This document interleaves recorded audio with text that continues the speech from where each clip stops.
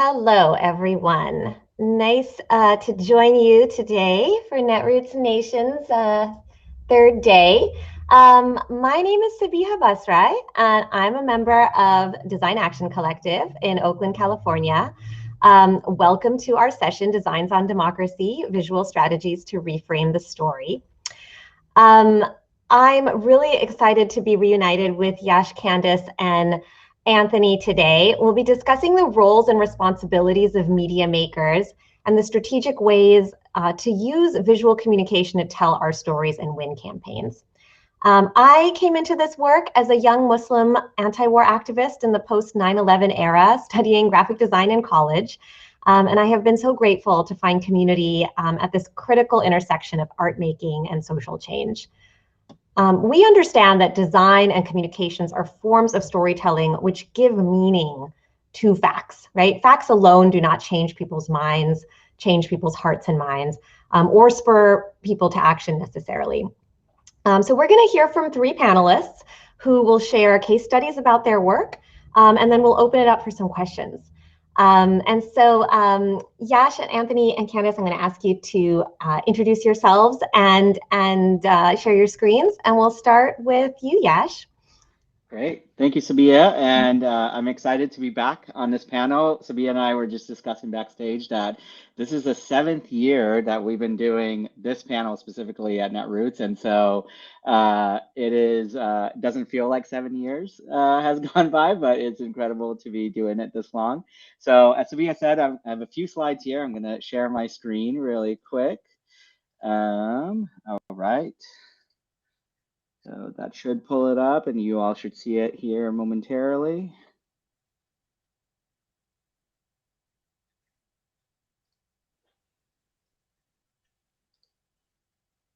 Give it 1 second. We've got some folks backstage that are pulling it up. There we go. All right. So again, my name is Yash Mori. I'm at heart, I'm a digital storyteller. I really enjoy being able to take the stories that of inspiring grassroots leaders around the country and being able to uplift it through digital media. It can be through video, photo, through written word, but just being able to distribute it through the digital platforms that we have access to. And so I've been doing it for a number of years now. I sort of came up in the political world through the undocumented movement, the immigrant rights movement. And so when I first got started, I was growing up in Charlotte, North Carolina, and documenting stories of courageous undocumented people taking action, like Maria, pictured here, who got arrested at the 2012 DNC protesting President Obama deporting undocumented parents out of the country. And so throughout the years, these are stories that have really inspired me to take action and to be part of movements for justice that allow us to document the history that's happening and the incredible creative energy that exists in these spaces. And so there are a couple things I want to talk about really quickly before we get into questions. I love the question section of this, so I want to go through this as quickly as possible. First thing I want to talk about is creating media in a COVID world. I feel like, as devastating as COVID has been across the country, across the world, that one interesting thing that has happened in my life specifically, and I think in the panelists' lives as well, is creating media has changed in a COVID world in the three sort of main platforms that we look at. One is virtual events in general, creating more access to things like this past year I worked on a lot of graduations, a lot of virtual graduations, and producing virtual graduations for the undocumented community, for many different communities, and it allowed parents from Mexico, Guatemala, Peru, India to tune in, who were formerly deported, to tune in to their kids' graduation. So what would have been like a post-graduation or pre-graduation FaceTime call became like the main stage where they also had access to seeing their kid accomplish this big thing. And also it gave access to different parts of the country that that normally, you know, would have been like a fancy event or a gala or something like that, that people would have spent thousands of dollars to get access to, but now it was available on, you know, on the internet through Facebook and Twitter, and it really, you know, posed its own challenges of how we do it and how we make it affordable for organizations. But at the end of the day, it allowed us to open access to very many different communities to have these spaces for them. The other thing is video production. Because we couldn't go and film with people because of the safety protocols, it really, a lot of times, it equalized, uh, you know, us trying to produce grassroots videos versus big firms who have access to resources and capital and staffing.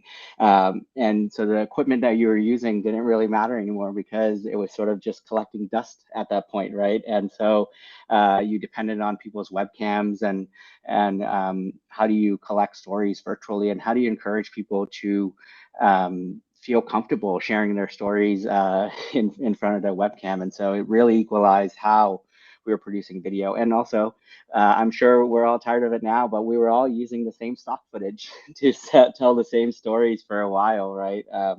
Until we had new libraries of content that were produced in a COVID world.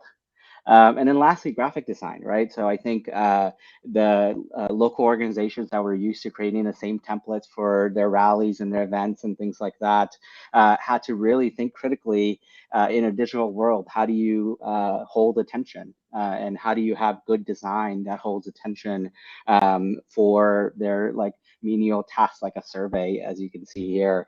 And really, people got very familiar with Photoshop. People got familiar with Canva and all these tools that existed all along, but needed to be put out in the forefront. And then lastly, I want to end with how important it is that representation in your staff matters when it comes to your digital staff, your creative staff, any sort of digital first programs that you're running. And I want to show a quick example. So summer of 2020, I was digital director at an organization called Indivisible. And as we all know, summer of 2020 was a very difficult time for many of us in terms of figuring out what do we do? Like we've been stuck in our homes, but yet Black people are still being, the Black community is still being affected by police violence across the country, and how do we show up in that moment? And particularly, to be honest, how do white-led organizations show up in those moments? And so one of the really important things for me to build my team at Indivisible was having people on staff that really represented the issues that we wanted to talk about. So even though we spoke to a predominantly white audience, white older audience, it was important for me to make sure that we had people on our staff that dealt with all these issues individually as well, because in moments like this, the content we create is really critical. And so this was a screenshot I took that I like to talk about during that time of we sort of halted all of our programs and began to talk about why we need to defund the police. We began to talk about DC statehood and how the Black community in DC is affected, what candidates we're endorsing in these places, and what like white supremacy even means, right, and why it exists. And so, in contrast, I compared these screenshots to our counterpart organizations at the same time that continued to, go as business as usual and upload the same type of content. And because it comes down to who is on your staff and how are you holding the organization accountable to what's happening around them, and making sure that the content that you're creating is representative to what's happening across the country. So again, we'll talk a little bit more about this in the Q&A, but it is critical and important to make sure that you're hiring staff that are representative of the issues that we all deal with in this work. So on with that, please feel free to email me or Facebook or Instagram me, and I can't wait to answer any of your questions. Yash, thank you so much for that. We'll go ahead and pass it to Anthony next, but I just wanted to remind folks to please use the chat to capture questions that are sparking for you. I will track them and make sure we circle back when we get to Q&A. But with that, we can move on to Candace. And we're great on time. You know, we can go till probably about 40 after the hour before moving into questions. So Candace, all you. Anthony's next. Sorry, Anthony, all you. All good, all good. Thank you, Sister Sabia. It's always good to share space with y'all, and and Brother Yash. Speaking about DC statehood, that's what we're talking about right there. That's what's up. And it's weird. I'm speaking to y'all from DC, but not seeing you in DC. Unfortunately, I relocated here last spring for work. I'm currently serving as the Director of Environmental Justice with New York Lawyers for Public Interest, a 40-year civil rights public interest law firm with organizers policy folk as well. And it's just amazing, like the synergy that I feel with all of y'all. Yash, like it's a beautiful segue right into what I want to speak about. Because one of the things that Sister Sabia, when she put this together, was like, what are our points of intervention? And this is extremely important because I think that, what we saw in the summer of 2020, right, where we were also going through COVID, and we're still going through COVID, obviously, because we're not together right now. And I always refer to COVID as this great elucidator, the magnifying glass that just really exposed all the existing social and physical infrastructure failures of this country and all the systems of oppression that were interlinked that, of course, contribute to what I'm going to be talking to y'all about, which is climate justice and and how imagery is just so important. So I hope my screen can be seen. Can my screen be seen? Yeah. Yes. Yes. Okay, great. So, this idea of designs on visual strategies to reframe the story, extremely, extremely important. Like we start right here. We're talking about global warming, the ubiquitous polar bear for so long, and still to some extent, it's like sort of like the symbol of the climate crisis. And I actually had a line at Netroots 3 or 4 years ago that kind of went viral, where I said, polar bears may be white, but they can't vote. And of course, we're not specious or anything. However, we know that this was from an Anglo-centric lens. And when you see what our sisters and brothers and friends from It Takes Roots Coalition did, with their symbolism of the climate crisis, it just feels different, right? The calling is different. And this goes back to what our this brilliant brother Amitav Ghosh says in his incredible book, The Great Derangement, that the climate crisis is also a crisis of culture and thus of the imagination. And I couldn't agree more. And you can see the juxtaposition right there. Same story, but different narratives. And that brings us to this idea of the points of intervention. We developed this during my time with the Climate Justice Alliance in coordination with about 80 grassroots organizations from across the country, allied organizations who came together about 2.5, 3 years ago to just basically talk about how this so-called Green New Deal was being absorbed, and how it was showing up for organizations led by Indigenous, Black, Brown, poor Asian, and poor white folk. And in that process, we came up with the 5 points of intervention. So Sabiha, you've done it again. The synergy, I love it. That's why even though I don't see you nearly as much as I'd like to, always feeling connected to you, sister. So, as you can see in the imagery, right? Like we really wanted to use this imagery that was going to call people to action and let them understand and really grasp and absorb how all these points of intervention work almost in like a series of closed loop systems that keep breaking down silos into this greater open loop system. And it starts right away with this, the roots of resistance, seeds of defiance. We said narrative, which is under the ground, represented by seeds, because all of our efforts must begin with our narrative, our stories. Brother Yosh was just saying, and vision for the world and what we know is possible. So we took this from the amazing folk, Bay Area, big up again, Center for Story-Based Strategy. If you don't know this organization, you should. Your mind and your soul will be so much more nourished once you do. And I love what they say. The point is not to tell our own stories better. The point is to exchange existing stories. The currency of stories, not truth, but meaning. And so that's why we said these are the seeds, because everything that grows out of this is going to determine if it's ours and if it's really, serving our folk first and foremost. So then, of course, we have to nourish those seeds, right? So the base building and organizing we represented with water, and that symbolism, really spoke to a lot of people, especially the indigenous traditions that tell the story of women being the keepers of water. And I don't need to say anything to anyone on this panel that we know that in our movements, like sisters and people who identify as women, going back to the Ella Baker days, right? Like Ida B. Wells, Fannie Lou Hamer, that our movements are nothing without women and women identifying organizing. So organizers, I should say. Look at what just happened in Georgia, y'all. That was Black women that delivered a Black and a Jewish senator in a special election after we had already delivered the presidency to Joe Biden. So keepers of the water, and we love that imagery as how we're going to nourish our narrative so that we can organize our power. Growing our power, that comes out of that stewardship of our stories, right? And the base building and organizing, that's when we start developing policy, right?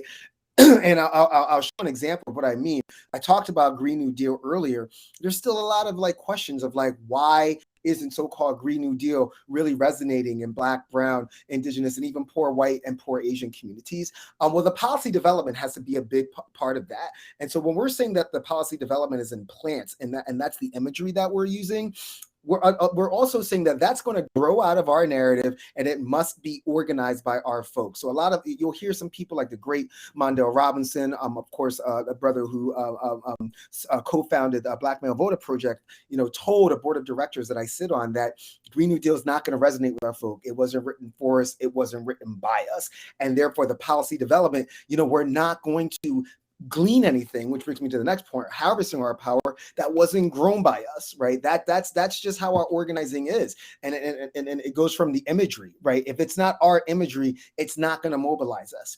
And this is something I've totally learned from you, Sabia. I think I was drawn to you 7 years ago. I didn't even know who you were. I just saw your imagery, and I was like, I need to go and absorb some of that sister's wisdom. I can something's calling me, because it was ours. You come from the same roots of struggle as I do, as a woman of color and a Muslim woman, especially in this Babylon that we call the United States of America. So the electoralization and implementation, that's what we glean. We're only going to eat and pick and harvest that which is ours. That's that idea of not just food sovereignty, but organizing sovereignty, narrative sovereignty, and all of that. So I really love the imagery, of course, the salient, the ubiquitous sunflower, something that really defines our movements in so many ways. And you can see that imagery in everything from the abolitionist movement to reproductive justice to climate justice to land back for indigenous folk, reparations, all of it.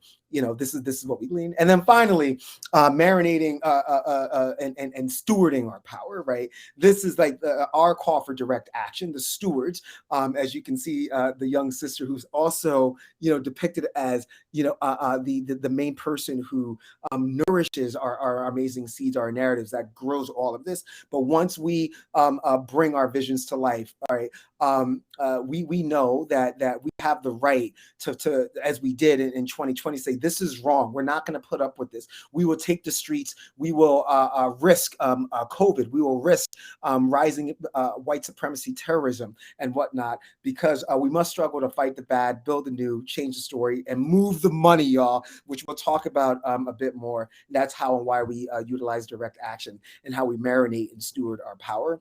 I'll leave with this, that it's just very, very important. This is no shade to any white-led organization, but we have to confront, as Brother Yash was just saying, and dismantle Anglocentrism. I just wrote a piece. I'll be happy to share it in the chat if that's appropriate. And I say straight up, as long as the climate crisis is articulated solely or primarily through an Anglocentric lens, it will not be dismantled as we get ever closer to global entropy. If we have 8 to 10 years to dismantle the climate crisis, we have even less time to dismantle and extirpate white supremacy from our spaces and from our culture once and for all. White supremacy, I'm not just talking about people with tiki torches. That's one image.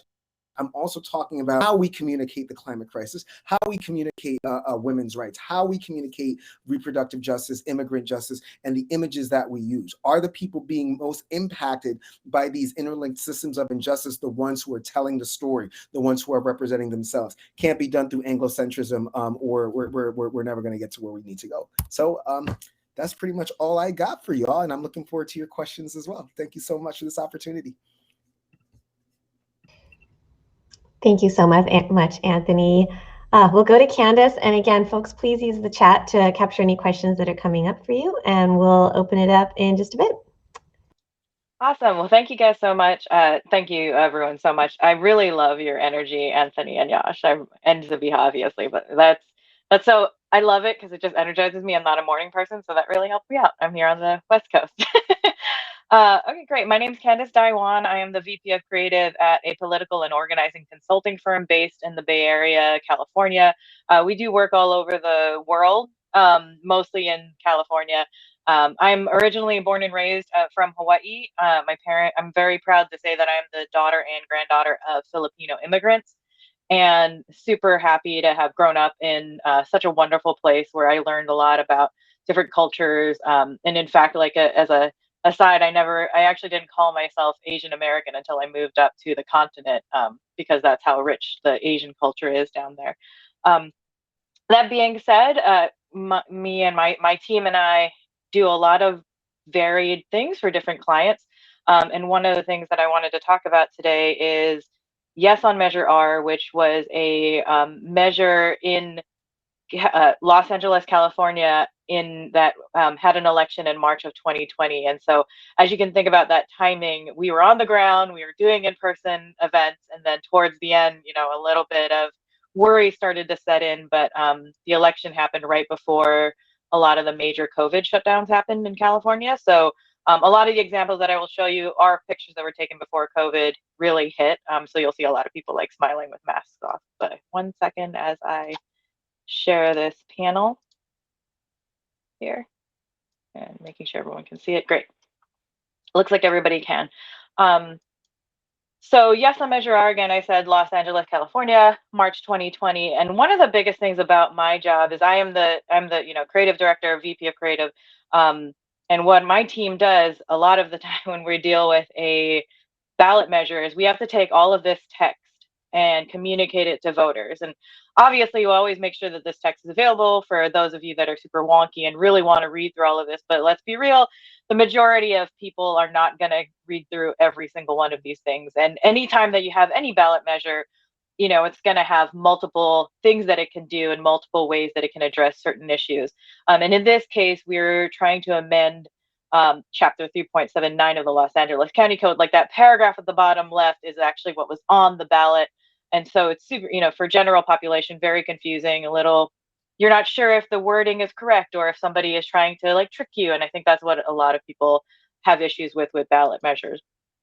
So what we did was through research and polling, we did focus groups, we found what the best messages were. So in general, this ballot measure did a lot of things, but these were the 3 top things that we knew that people could really hold on to, and have less wonky words. So we found that people needed to know what the actual problem was. Like people know what the problem is in general, but in Los Angeles in March 2020, maybe the problem wasn't as clear, and we had to make sure that we defined that for them. So we were pointing out that the LA Sheriff's County Department has been protecting deputies, convicted of corrupt behavior.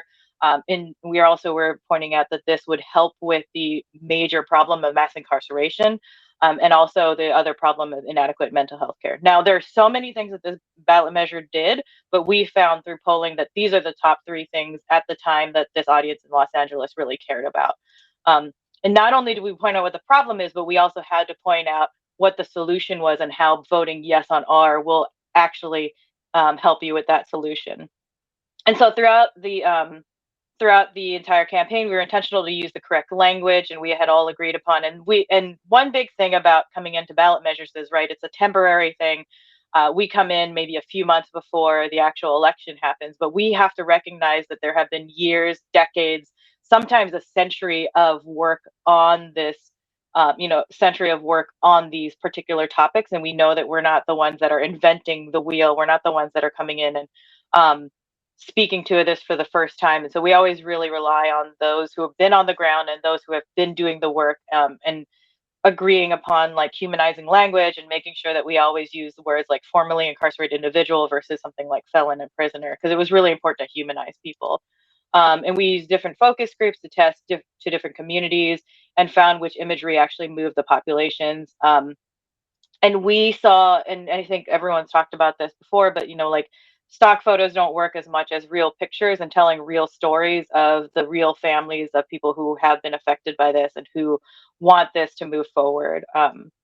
It was important to give a face to this and cause and humanize it. So we also combined these stories with that earlier stuff that I was talking about, where not only do you have to show the stories, but you have to show, again, how is this ballot measure going to actually help these people? How is this ballot measure going to prevent this from maybe happening in the future?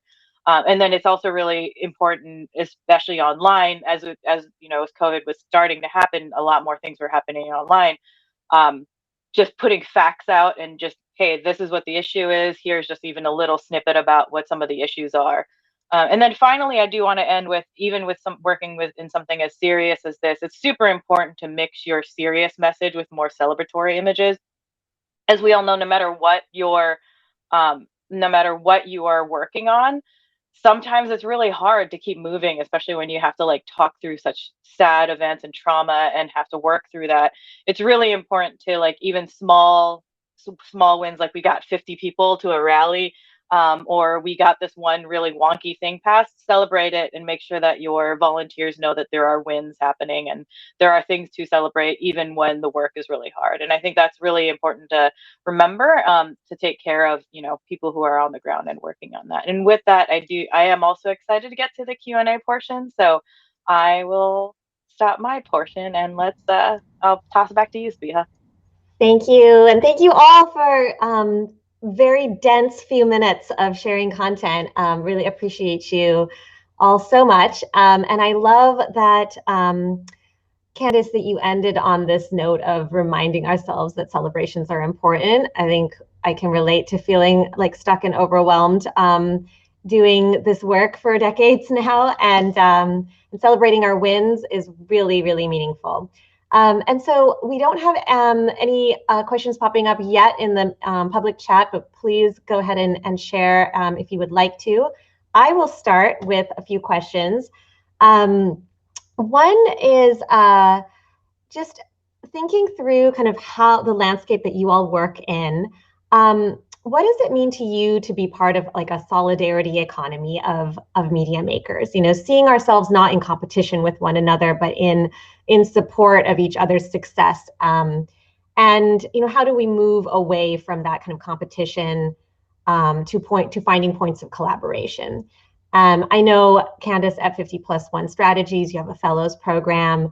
Anthony and Yash, you've been staff of organizations, you've worked in different capacities. So when we think about creating opportunities for folks who have been historically excluded from our fields, just want to open it to you all, and what are some of those best practices for really leaning into collaboration and lifting each other up as media makers? Anyone like to start? I'll take a quick crack at that. It's such an important question. We confront capitalism for a living, many, everyone on this panel. And then we also have this dual-edged sword of having to navigate capitalism and the contradiction so that we can have organizations and do this work. And capitalism does creep into our movements very insidiously and sometimes very profoundly. We do kind of compete with each other for funds, right? There's a certain amount of foundations, and it's kind of like nonprofit Wall Street. They have these conferences and we go and try to sell ourselves to them sometimes at the expense of other folk, and it's harmful and it hurts to see that. So I think the first thing that we do is that we have to sort of transform our thinking from charity to mutual aid, right? That's first and foremost. Y'all who are in the Bay Area, the legacy of mutual aid from the Black Panther Party for self-defense and everything that they did, but it's going to take some intentional conversations, because we have to have roofs over our head, and we have to sustain our families, and we have to sustain each other, and we have to have health care and all of that. I think, though, you know, we're going to have to find the temerity and the valor to collectively confront the nonprofit industrial complex and its funding apparatus, and all of us collectively just say, the way you're funding our movements right now is it's not working for our movements. It's working for individual organizations, but it's not working for the movement as a whole. So I'm ready when you are. So real, so real. Thank you for that. Yasha, Candace, do you want to add anything? I know, you know, we think about even like hiring and growing our teams with an equity lens. You know, how is that showing up for you? Yeah, and actually, I'm really looking forward the panel at like in the session after this. There is like a whole training or a panel on hiring equitable practices. So I'm sure that they're going to have a lot of really good answers. But even just anecdotally, you know, a 50+1, we are a for-profit consulting firm, and so there, you know, that whole thing of you have to make money, but you also have to pay your people correctly. And I think one of the biggest things, you know, when we first started, we were tiny, like there were only 4 of us working there. We didn't have a paid fellowship program at the very beginning, but now we do, and it's been night and day. And we also, I think one of the biggest things that I've been a champion of at the company, and you know, the company's been really excited about doing it, is putting the pay in the listings. Like, it's so strange to me how many nonprofits don't do that, because that's something that, you know, has already been proven time and time again, that gets women and people of color and women of color and people of all different types who normally wouldn't apply for something. I don't remember what the stat is, but it's most women and women of color especially don't apply to something unless they're overqualified for it. But if you put the actual pay on it, and you know, like we've been hiring, we've hired a few people in the last year, and I remember this conversation before we would put the money on there would be like, wow, they're so overqualified. Do you think that they're going to want to take this job? And if it's like, if you put the actual pay down, it's like, well, they've decided that for them this pay is the correct pay for them. Maybe it's because they want to work remote or they want to work in the Bay Area, you know, and it's not up to us to be like, well, they've been a VP at this one company for so long. And I think it helps really make that decision. And I think we're seeing over this last year with COVID, you know, a lot of revolutionary thinking online, and people are just like not going to take not seeing it on pieces anymore. So I think even a very small thing that you can do, which feels small to you but is huge to somebody looking for a job, is just to put how much it pays. You know, I think that just answers so many questions and helps people self-filter, and you don't have an awkward conversation later on. Sorry, Yash, go for it. Yeah, just something smaller to add. Like, personally, I've kept up this practice of documenting, you know, the amazing people that I work with, and like documenting the work that they've done with me or on projects that we've worked on together. Because a lot of times what happens is organizations will approach you and people will approach you, do you know anybody good for a video or graphic design or something? And if you're not fast enough, I assure you, the people with more resources will always get the jobs, and it will be this cycle, right? And so over the last 4 or 5 years, I've just kept a spreadsheet of people, amazing people that I've worked with, and what projects we've worked on together. And, you know, that's been really helpful to uplift creators of color, women of color that are in the space, and just to make sure that like all these opportunities are also making it to them. Because one of the things I always talk about is, as an immigrant to this country, I deal with so much oppression already. As different communities of color deal with oppression and factors in their normal day-to-day lives, and then added on top of that, the ability to constantly be creative and survive in this economy is a whole nother task. And so the more gates we can break down to access to these opportunities and to make it easier, you know, whatever mechanisms we need to create for that was super helpful. And then lastly, just to Candace's point, like I hired a huge team at Indivisible, and one of the biggest things that I worked with my hiring managers and my team is that, you know, common practice is like, some people just learn how to be good at interviewing. right? And you'll have a great interview with them, but won't be a great candidate for the job. And so there's just little things like that that you can tweak in your hiring practices that really make a big difference. Because I grew up with immigrant parents in the household who, if I asked them, oh, how do I prepare for this interview, they would have nothing to say to me because they never worked in this professional field. And people just grow up differently and access to different resources. So I love that idea. I don't know why. It's so simple, the spreadsheet thing. Like, that's so simple, but I've never thought to do it. And like, I always see people asking for stuff and I'm like, yeah, I have those 5 people. Also, I think to you, if you're on the other end, especially when you're in this audience, there have been so many times where I haven't thought about somebody because I'm like, oh, they're happy at work, or they really like what they're currently doing, or they're busy. Don't feel like, I actually get reached out to by my former fellows a lot, and they're like, hey, Candace, I'm available for work right now. They're in fact, my current senior designer, I almost didn't hire her when we were hiring for that position because I thought that she was busy. And she had happened to email me like a week before the job was up, and she had said like, hey, I'm looking for stuff, just let me know if you see anything. So always know, like, you can, especially like, know who you meet along the way. Like, I think as the hiring manager and the manager, it's on us to make sure that we cultivate that. I think it's super important to be like, hey, hit me up anytime, and I'm really serious about that. Go for it. Or if you want me to help you with an interview, let me know, or I'll be a reference, obviously.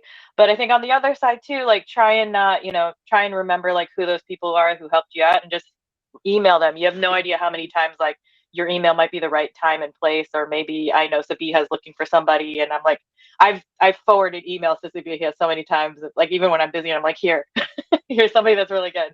I mean, she's done the same for me too. So I think, Yash, I'm gonna totally steal your idea. Yeah, I don't know thank why I you. didn't think to have the spreadsheet.